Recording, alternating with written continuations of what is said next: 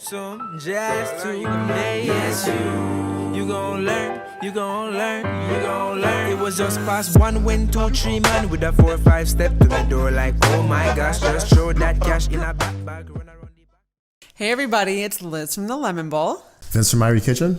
And welcome to the Irie Lemon podcast. All right. Vince, episode 36. 36.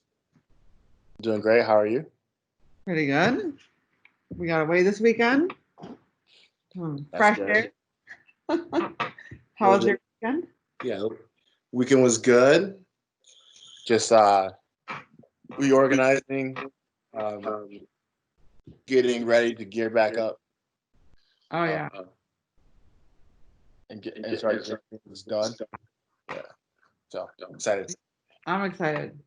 Are you excited to reopen? Yeah. I'm really excited. I'm really excited to reopen. I'll tell you what, I'm real excited to eat your food again. Yeah. Ready for a giant order? All right. So today, first of all, everyone, hello. Hope you're all doing well.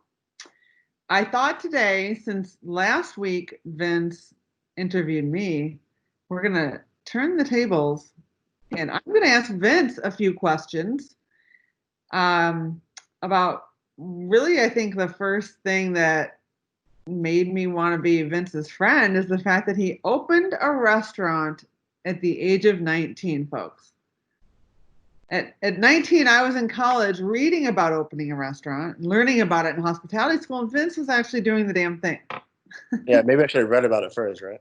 Not to mention, my parents were spending like thousands and thousands of dollars so I could read a book about it.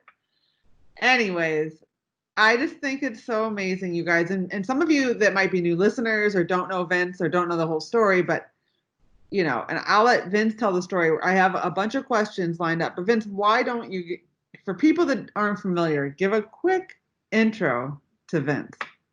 Yeah, my name is Vince.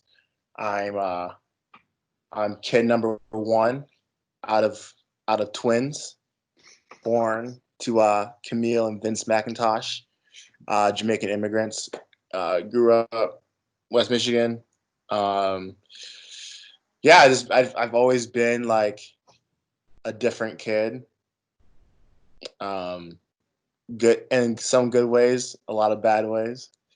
And I was just talking about this with my parents. I don't know where it came from, but I've always had aspirations to do my own thing, be my own boss, do what I want to do every single day. And I don't know where the idea was planted, but it was planted.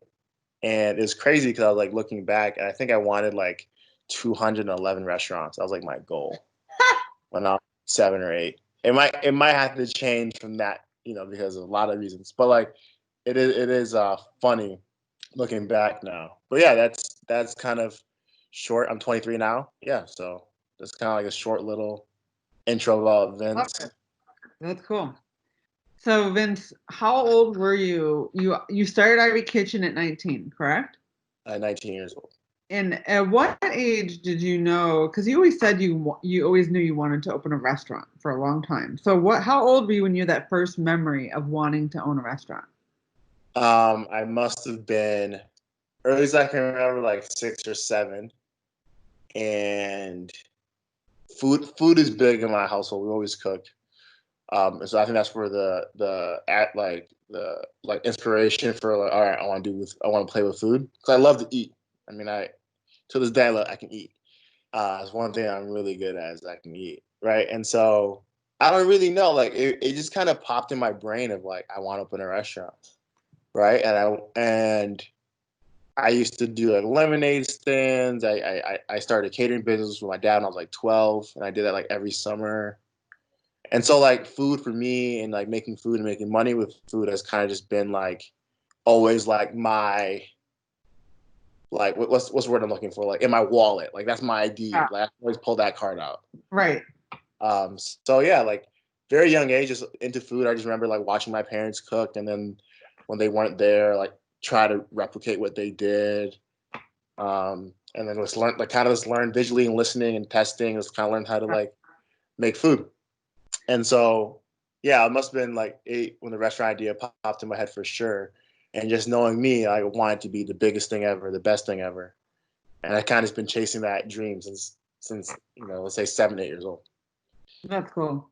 Well, you always tell me that, food is almost love in your family. Like, even if your mom like reprimanded you for something, she'd follow it up with like a bowl of curry goat. Yeah, that's a So war.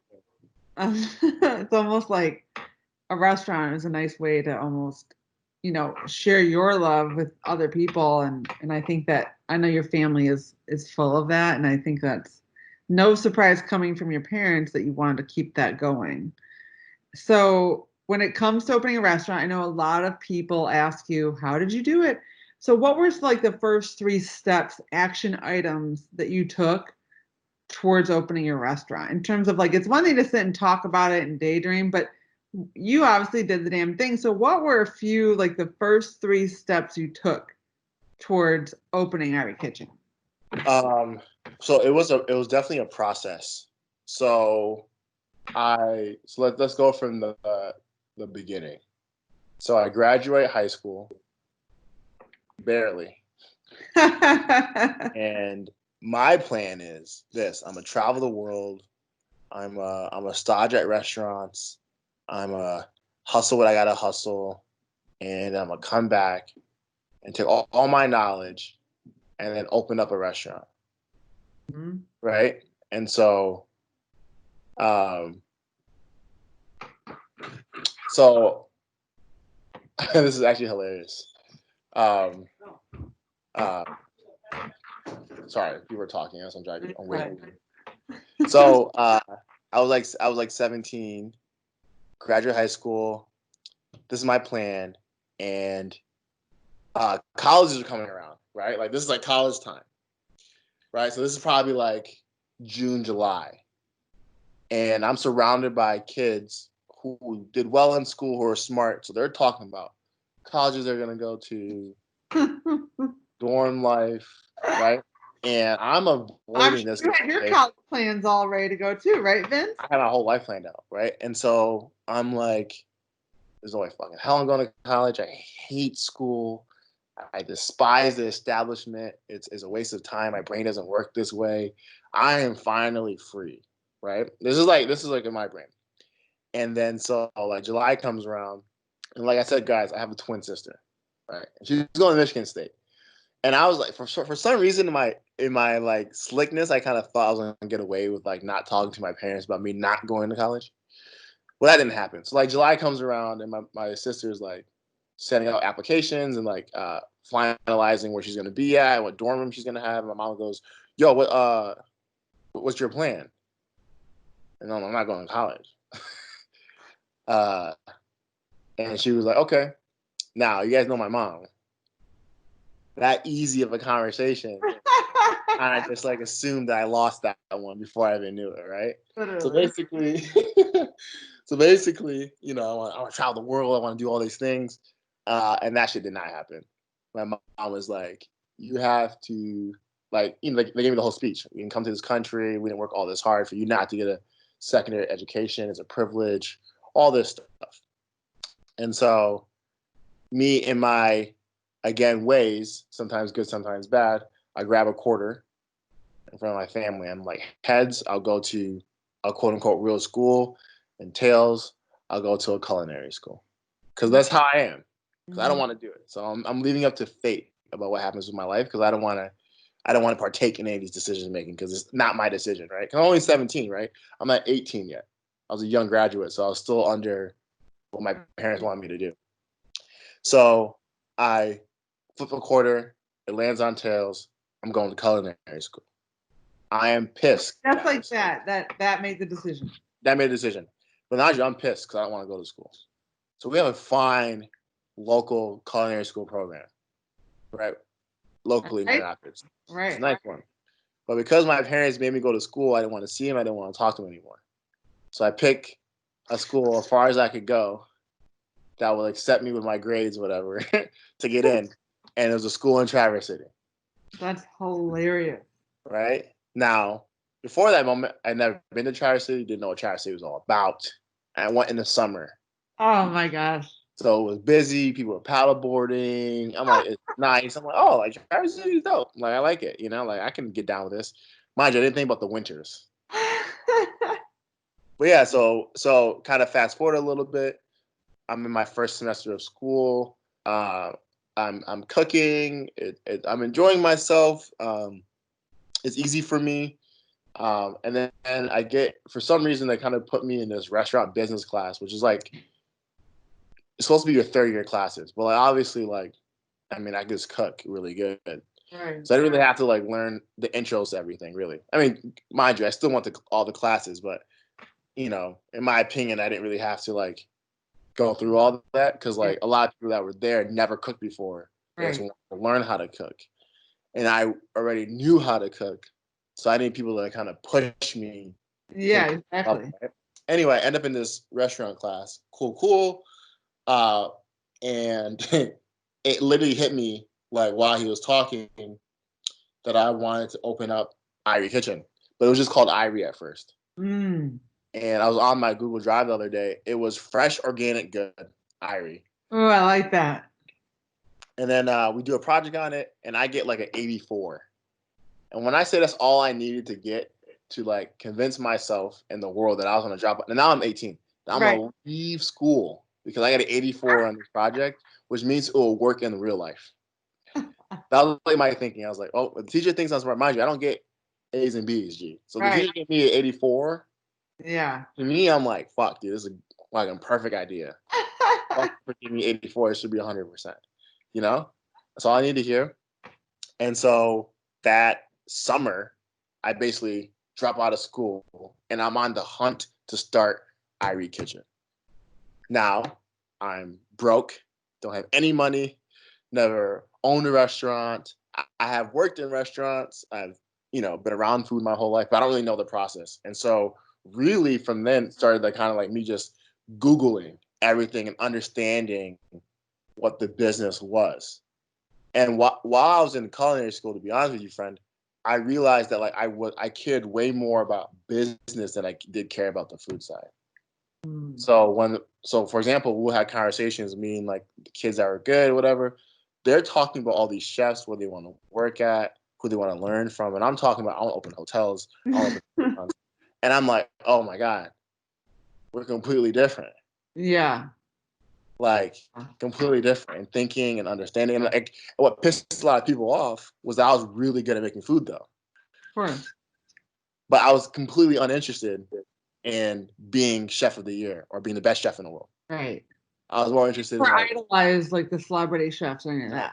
I don't care about that at all. Like, is the food good? Yeah, cool. I love it. Is it flavorful? Yes.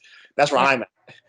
So people are like, that's crazy. You don't like care. You don't learn. You don't study. You just come to class. And you just make shit and like, I'm like, yeah, like, Yeah. But so anyway, drop out of school, started the education. I started Googling things, but I was broke. And so what I did is that a buddy of mine and me started a company. And so I just worked on that. And my goal was just like, I need to make money. Right.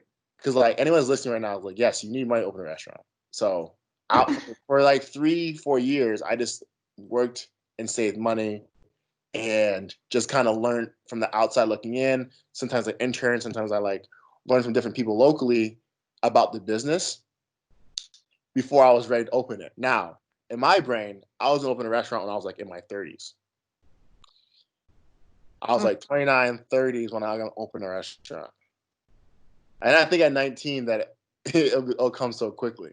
What But happened? what happened was like life was moving. The business I part of was doing good. I was expanding my knowledge. I was learning, and kind of in a 19-year-old way, I was kind of like ready Mm-hmm. in my brain.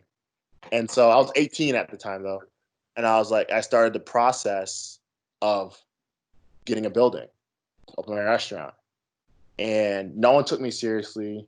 Yeah, talk to us about what was that like finding the location and how did you like determine your location and what factors did you take into place and all that? So it's funny because I think a lot of part of like good business people or entrepreneurs, like a lot of it's sixth sense. Like I don't really know why I knew I should have been where I should have been. I just knew that I should be there. Yeah. Right. It was kind of like a gut feeling. So I was going on the cherry streets, the wealthy streets, the west sides, trying to find a space because I'm like, this is where I see Irie working in Grand Rapids. But what started to happen, I think, because I was young, maybe color my skin. We don't really know. I wasn't thinking like that. I just kept getting no's from everybody. What happened how does that actually take place? Like, So, like, for example, and this was weird, right? Because before that, the other business I was part of, we got a building. So I knew the process of talking to a realtor, talking to the owner, signing a lease deal and paying for it, right?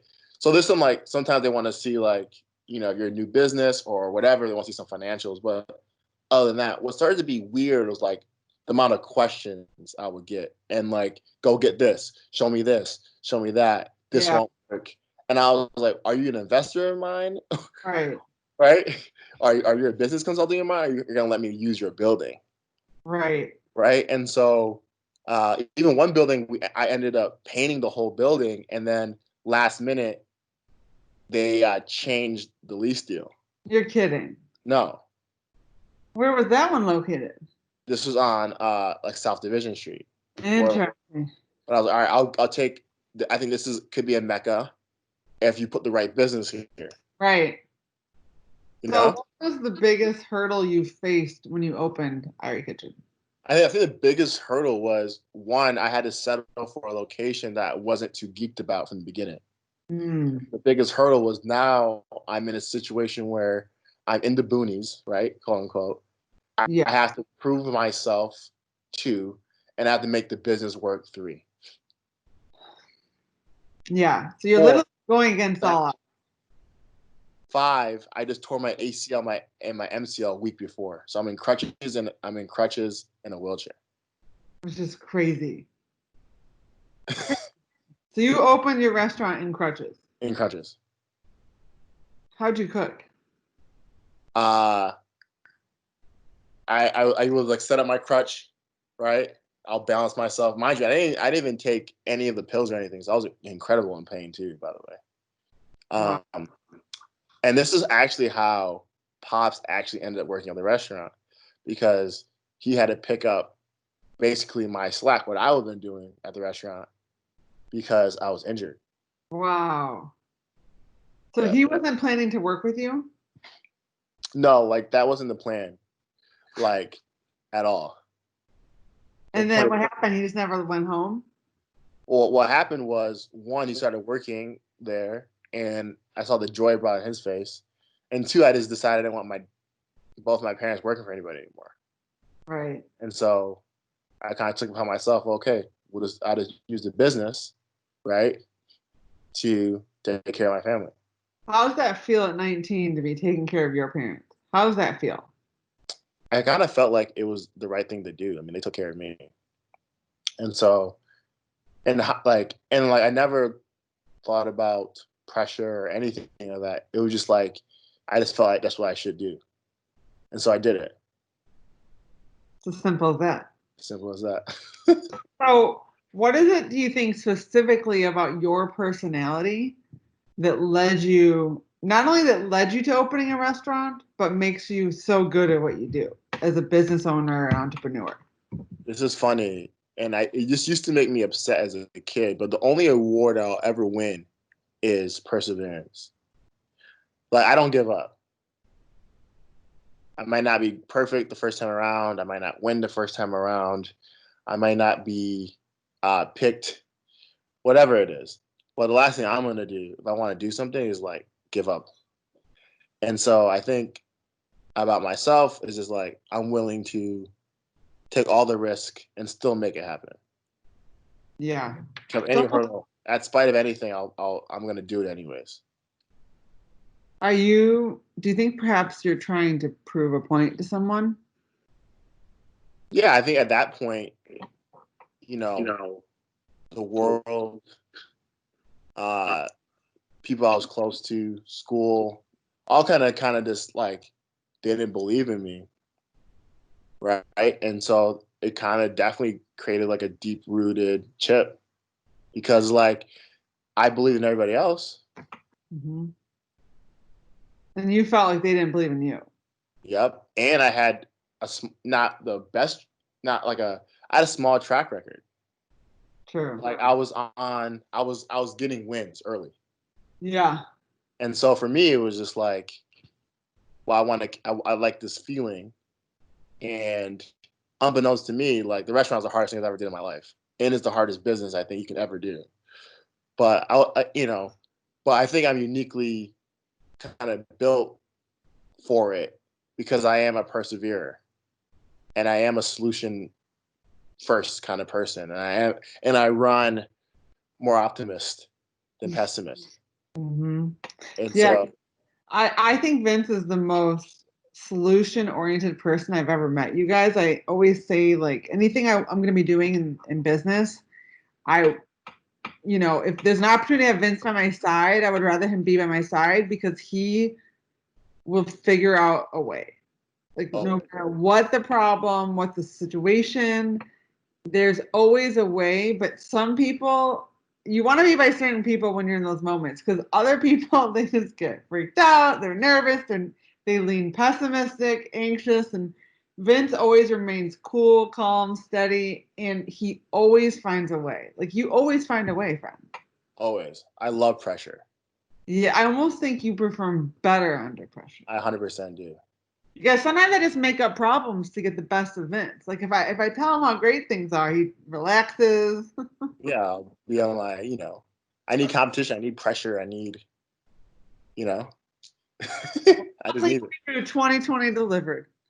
Okay, next Oh question. my God. That's what I'm saying. Be careful what you wish for. God damn. Got enough pressure? Oh my All right, God. before we get into the crap of 2020, I want to ask a positive question. What's an unexpected benefit of owning a restaurant? Like maybe something like I know for me as a blogger, all the people I've met through blogging was the benefit of blogging that I never even realized was going to be the benefit like that. And that's become the best part. So what are some of the unexpected silver linings and perks of running a restaurant that you probably never even envisioned when you went into it? That's a really good question. So I get what you're trying to do. Liz is trying to like get me to be smart, All right. So What do or, you or mean? I show my smart side. I get what you're like me to do. Okay. So answer everybody's question or like, no, it wasn't just a restaurant. I'm a strategist at heart. I play chess with life. So I did have a big picture of how I was going to kind of take over the world, if that makes sense. And the restaurant was part one of that. And so the silver lining of having a restaurant is, yeah, I think my parents are just service people and hospital people. And so I knew if I wanted to get anything done, it'd be easier for you to kind of quote unquote come to my house and have a meal with me, right? To understand who I am as a person first before we talk about any business or anything else second. And I think the city needed that. And so I saw a need of like everyone in the city is just transactional. People are winning because they're in the right location, not because they're the best, not because they have things dialed in. It's just that they're there and they benefit, which is fair because it's the game. And I wanted to show people true hospitality. And so a lot of like silver linings that you get is you can really impact people in your community with food and good service. And so I guess a lot of the silver linings is like it amazes me to see how many people or how much people, love it or don't like it, but love it and have it part of their daily routine. And then the friends that come from it. Like if I didn't open a restaurant, Liz and I would have been friends, Right. for example. And so like it opened so many doors. Uh, it gave me another responsibility outside of me taking care of my family, a responsibility to the community I belong in. And it's cool. Like there's a lot of great things. And like I think also just like helped me realize that we all have more capacity within us. Right? Because like you go into it knowing that it's gonna get that is hard, but then you get hit really hard. and you didn't mentally prep to get hit that hard. You Right. mentally prep to get hit. You didn't prep to get hit that hard. And being a restaurant business is like that, like repeatedly getting hit harder and harder and harder, and it's just like, great, I can take more than I thought I could. Character is what you're saying. I think it defines you. Right. It makes you or breaks you. Like, I can tell instantly what kind of person you are by how you act in the kitchen or any high pressure situation. Yeah, for sure. So I call it soft. I can tell if you're soft or not instantly. You get flustered around a line of people that just want good service and want some food. You can't handle anything real. Right. That's funny. Not saying never, but we have to build that into you. Yeah. So what has been the biggest hurdle? All right, no, let me ask this differently. What's the biggest misconception of owning a restaurant? That is easy and that you're rich. Everyone thinks easy, and everyone thinks that is just a crazy profitable business. Like, as soon as I opened the restaurant, everyone was like, "Oh my God, you're rich, bro. You have a lot of money." I'm like, bro, I just lost how much money opened my restaurant. Like, Yeah. I probably should have waited 10 more years and built my income a little bit more up before I did that. Right. But it's incredibly difficult because your passion is involved in it. But then you have to make money.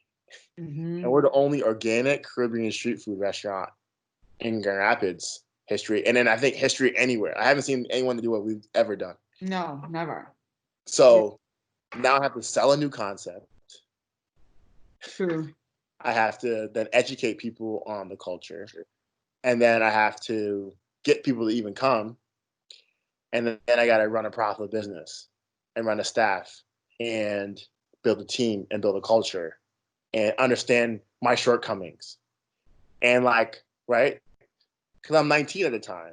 I'm 23 now. So like, everyone's been 19 before. Like, I didn't know what I didn't know, period. Right.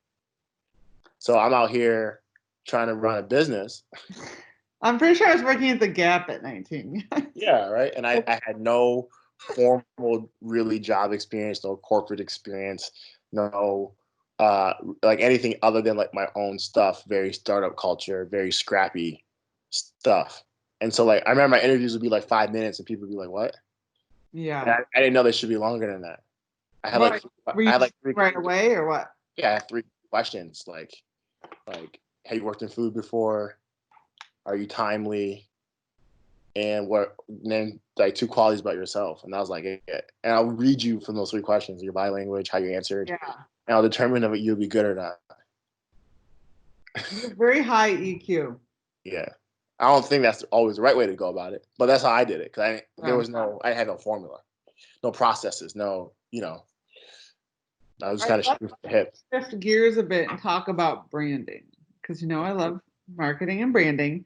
Yeah, and I think for example, so if you guys haven't heard how we met, Vince's friend Parker, shout out to Parker, DM'd me on Instagram. He was following me and he knew that I love taking my kids out for ethnic food and healthy food, which is a fact because we kind of grew up always eating in like small ethnic restaurants. And he said, my best friend just opened an organic Jamaican restaurant. I think you would love it. I think your kids would enjoy it. So first of all, you guys, like that was the best pitch I get pitched by every restaurant in town, like every time we launch a brunch menu or switch up the new summer menu or open a new location. And they're all generic. You can tell they've copied and pasted to the 30 influencers in town. There's no personalization. Like literally, Vince, do you realize you had like a publicist working on your behalf? Yeah, I do now. Parker, we owe you. So anyways, long story short, I went in, but what I was going to say, Vince, is that I looked at your branding to decide if I was going to go in. So I would look at your video content. I looked at your Instagram page. I looked at obviously the food, the menu and all that, your website. So I think a lot of the little things that a lot of restaurants sometimes overlook as being super important, that is what determined whether I would take the time, because it's 20 minutes away. And around here, guys, driving 40 minutes to get some lunch is kind of a long drive around here, Oh, big time. especially with kids and stuff. And anyways, I know that for a fact that I was drawn to your strong branding. You know, for example, you had photos, I believe, of you and your dad. Like you showed I really love that it was family run Yep. and, you know, locally owned, things that I really believe in. And I love supporting off the beaten path restaurants that not everybody's going to every weekend. So your branding was on point from day one, which leads me to my question is how did you determine and what is your philosophy around how you branded Irie Kitchen? Oh, that's a really good question. So one, I had a lot of help. So shout out to Josh, shout out to Parker, Bert, my sister, Tommy. So I'm a chef in all aspects of my life. So I know I'm a good ingredient finder. I know how to find talent and work it. And so Okay. I just knew, like, again, this goes to being like innate. I just knew that because of where I was and what I wanted to do, and sell products one day, build a brand one day, and like, you know, grow like a huge company, that like what really mattered was the branding. And mind you, guys, it wasn't called Irie Kitchen at first. It was just called Irie. Right. I had a group of people who like we pleaded back and forth, and I was like, it's just Irie, it's just Irie, it's just Irie. But Really? I wanted to just be Irie. Matter of fact, I wanted the sign to just be the palm tree. Wow. Look Matter at of you. fact. Look at you. Now there is, to their credit, there is a process to get to just one logo that defines your brand. That takes years. So But that's it's where a while to be a symbol. yeah, but that's where I was from day one, because I was like, yo, like I like product a lot, and I like branded products a lot. And Mhm. so anything that I do, I really care about the quality of the thing, Mhm. and then like the quality of how it looks. And so another insight growing up, we ate all organic food. And so anything my parents didn't make, a juice box or cereal, it was always something different. Now, when kids would come over, talk about cereals or whatever, I realized that like the other cereals that weren't organic technically weren't better than the cereal I was eating. Like it didn't taste any better, but the branding and the way it looked made you feel that you wanted Rice Krispie treats instead of like whatever, like cola, whatever. Right. Yeah, like right. And so I'm like, oh, that's interesting to me that like that is actually not really better. It's just like the branding is different. And Totally. so growing up, people were like, what's that? What's that? Why does it look like that? What is that even good? La la la, right? And it's be like, actually, it's better because it's real apple juice, dude. Like, Right. it's better than your son. Like, you know. But so from a young age, I'm like, if you're better, you should be better at all things. So that's where it stems from. So when I was like, all right, we're gonna do really good food. My food is fire. My family's food is amazing. It'd be a disservice for me not to brand it up. And so anyone that has a business, I think, especially like that was a 2017 world, Mhm. like Instagram was really hot, all those things up. And I came from before that, I spent a lot of time working with different brands on marketing and brand building. And I always cared about brand building, and a lot of other people really just cared about sales. So I'll be like, what does your brand mean? What do you guys stand for? Because that will help us make the content. Yeah, so you've always had a real passion for the marketing aspect of, again, this all goes Yeah, back to you really like the business part. the business part. And like really, I think the branding, the way things are packaged part, really. Yeah. And so from there, like, you know, got to work. And I literally had maybe about 50 people make me a logo, right? Hated every single one. Then just and mind you, I don't know how to make logos. Then learned myself to make myself a logo. Learned myself. Taught myself how to make the logo, which became the palm tree. Then I had Josh kind of clean it up for me. That's so cool. And I was, these are the colors, this is the name. And then from there, I was like, because I'm in Caledonia, I got to be cool on the internet. And I spent all my time on that. And it was hard because there's things, our first few months, it used to be a hot dog shop. And people would come in and want hamburgers and hot dogs. And so I knew that like I wanted to make money. I could just literally just like sell hamburger and hot dogs out of my Jamaican restaurant. Right. But I really cared about what we were building and what we invested in. And so I was going to stay true to what we started from, even though short term, like it would hurt because people come in and walk out. People wouldn't want to come in because they thought it was spicy. People wouldn't give us a fair shot in the beginning. So I just went back to, we just have to win them over. Continually making cool shit, continually making it different, continually like I'm gonna make you hear about me, at least. Right. That's so cool. So, what has been your biggest lesson that you've learned in the last 4 years? Isn't it 4 years next month? No, it'll be 3 years next month. 3 years next. So, what's been the biggest lesson? The biggest lesson that I've learned is that, well, there's a couple. But I'll say the biggest that I've learned is that like it's not only me, if that makes sense. Like focus on what you're good at. Move out of your own way. Because if you take so much ownership of what you're doing, what you're building, you tend to put it all on your back, which is totally fine. But what ends up happening sometimes is that, like, the way I like using the best example for this, Liz, is like, there's an architect, there's a builder, then there's a painter, right? And if you're an architect, you probably shouldn't be screwing things together. And if you're a painter, or if you're a builder, you probably shouldn't be painting anything, right? If you really think about it, like that's not your expertise. You know how to build a foundation. You know how to put walls up. The painter is going to come in and make it look nice. The designer is going to tell you what bed should go here. And the architect kind of like built the house, if that makes sense.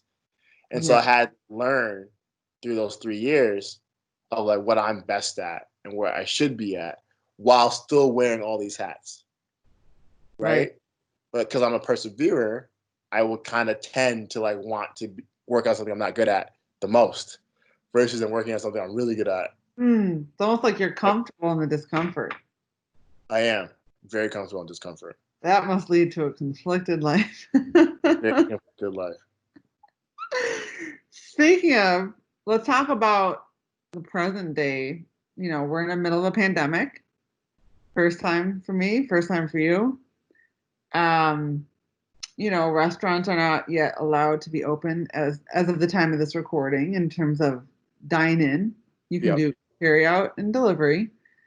And let's talk about what this is like as a 23-year-old I mean, you probably never envisioned your restaurant not being able to welcome guests before.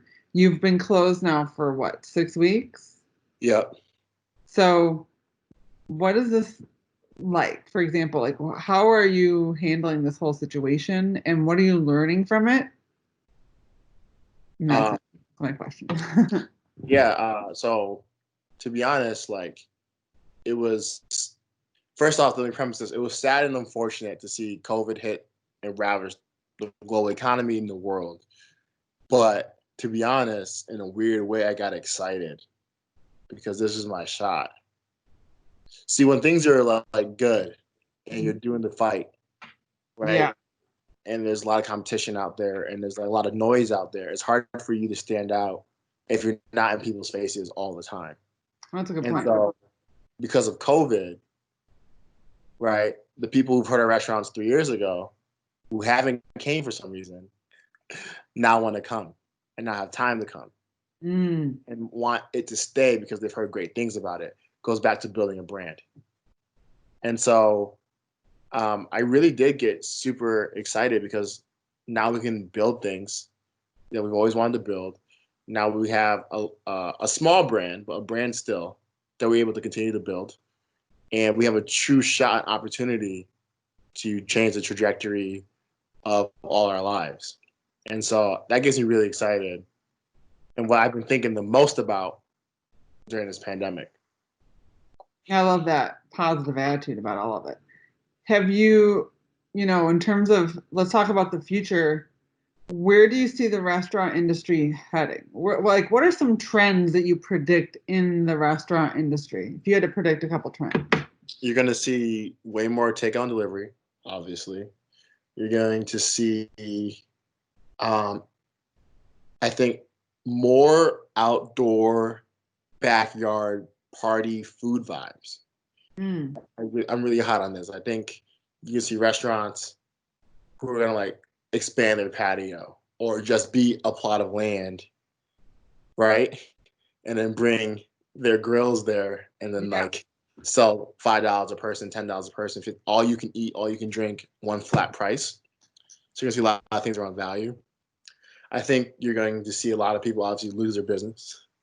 And then I think we're going to see a lot of technology really just insert itself in the way we eat and the way we get our food. Totally. And it's so the presence here, like the future is here, like all the, we should do this online, this delivery, like now's that time. Like there's no way. Yeah, I think we're maybe a few months away, a year away from someone developing a product that's like a quantum leap from the way how people have done things. If that makes sense. Oh yeah.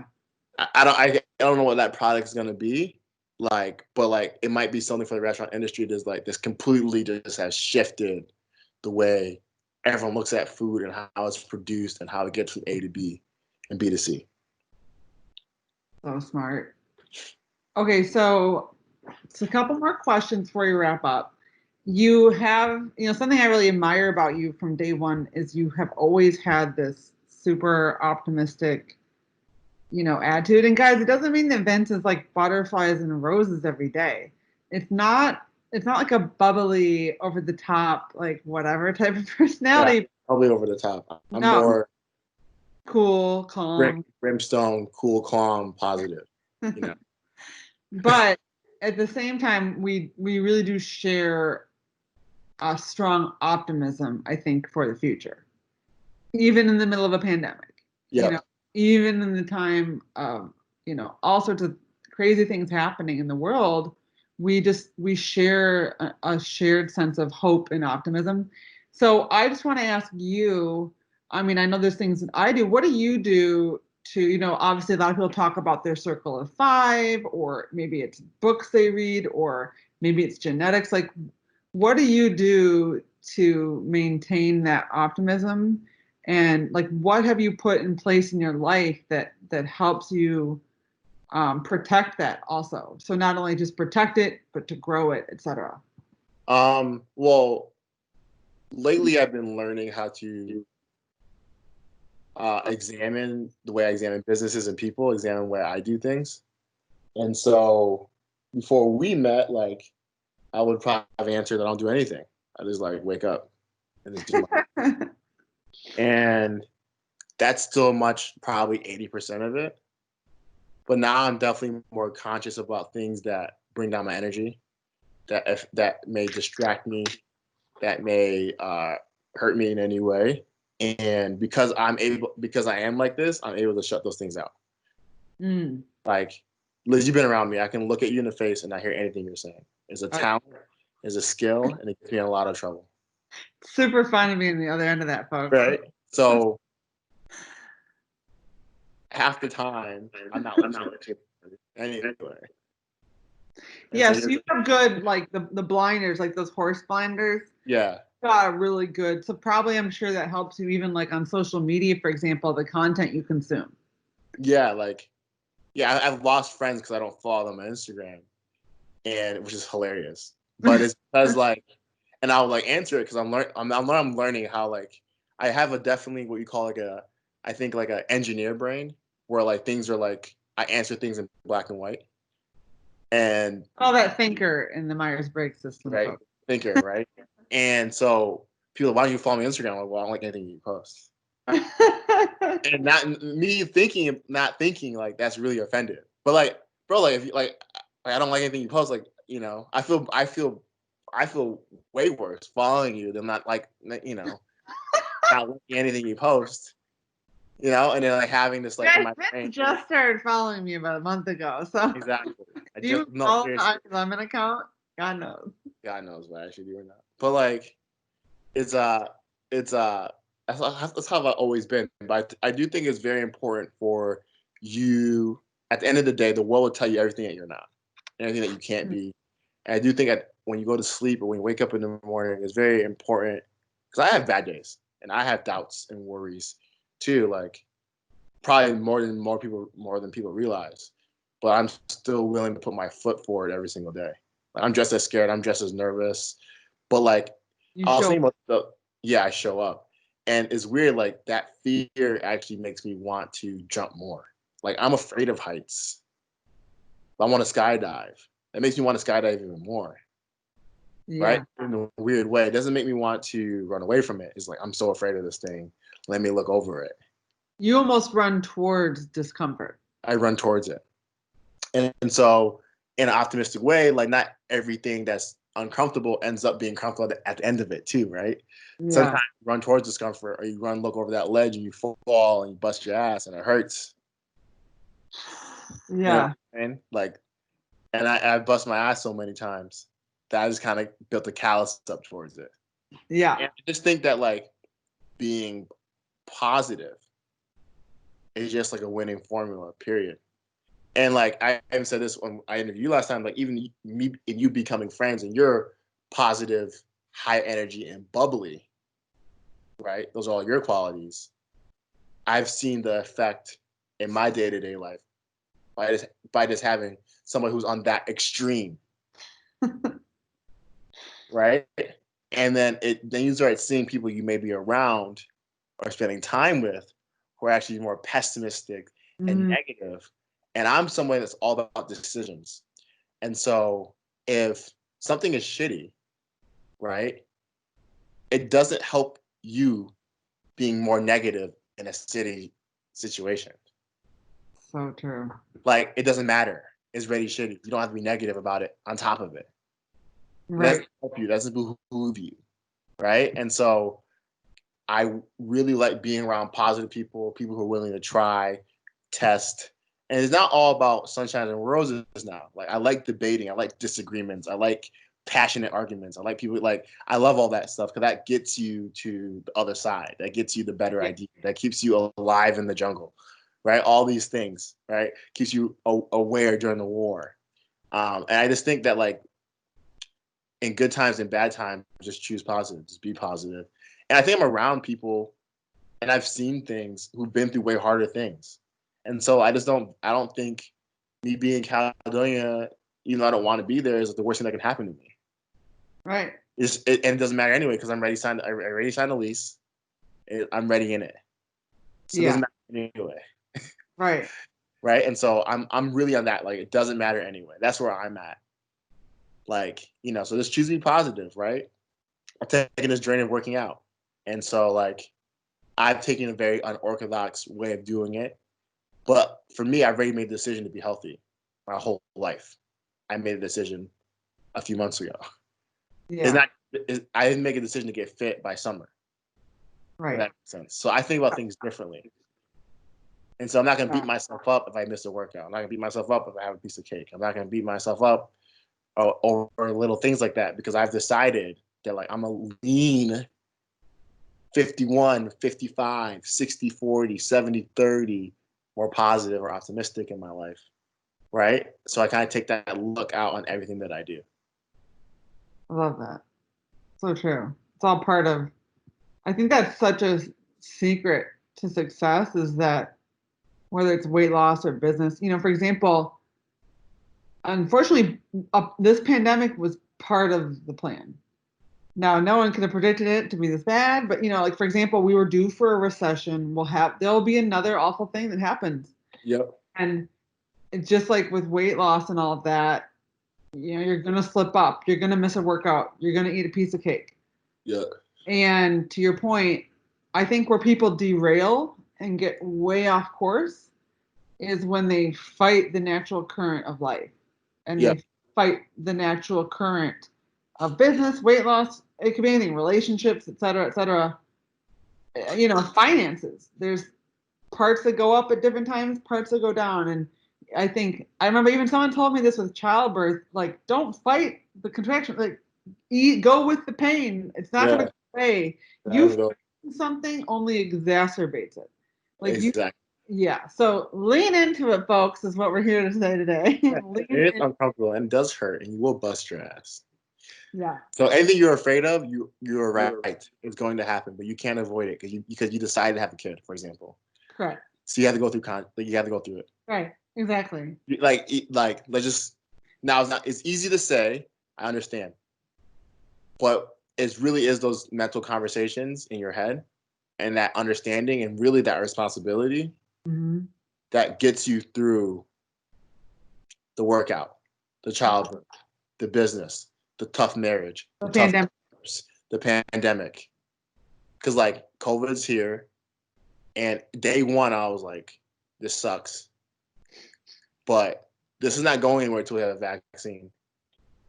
And it took them 3 years to get a vaccine for polio or whatever. Right. So in my brain, the 2025 is just gonna be shitty, and I accepted it. But like, I'm not gonna be crying about it or negative for 5 years. I'm gonna do what I can to find the silver lining, to find the opportunity, to chase. I guess from the beginning of the story, like it's kind of part of who I am. Like out of all situations, at all costs, I still did. Like continuing just to be like, yes, this is who I am. This is what I want to be. I still want to take over the world, guys. I'm 8 years old. That's not gonna stop. That chip and hunger is not gonna go anywhere. Pandemic, no pandemic. That's funny. I love that so much. All right, Vince, thank you for your time today. It was so fun to interview. How'd I do as an interviewer? A lot of pressure. Yes. Did you like my question? Yeah, I had to like bring it. I had to like bring educated answers, and not my normal. Yeah, sure, cool. Vince is a big fan of the one-word answers typically, folks. Tricked him today. Thank you for sharing your story. So you guys, now do you get why Vince is my best friend? Do you get it now, folks? I knew I had to interview him a few times for you guys to really get it, because not everyone can come into your table and have dinner. Not everyone's around here. That was such a good point about how you knew you had to bring people into your quote unquote home to get them to be sold on you. So guys, hopefully this was like a taste of what it's like to be in Vince's home. Any closing thoughts for us today, friend? Just be you in your life. And if there's a table that you're invited to, please bring a fork, a plate, a napkin, bring something to the table. All right, guys. Hope you're all doing well. Take care. As always, please text this episode to your bestie. Please leave us a review on iTunes if you enjoyed it. And last but not least, if you're listening, we would love it if you tagged Irie.Lemon on Instagram so we can see who's listening. And if you guys want to see any guests on future episodes, please let us know. And yeah. All right. See you later.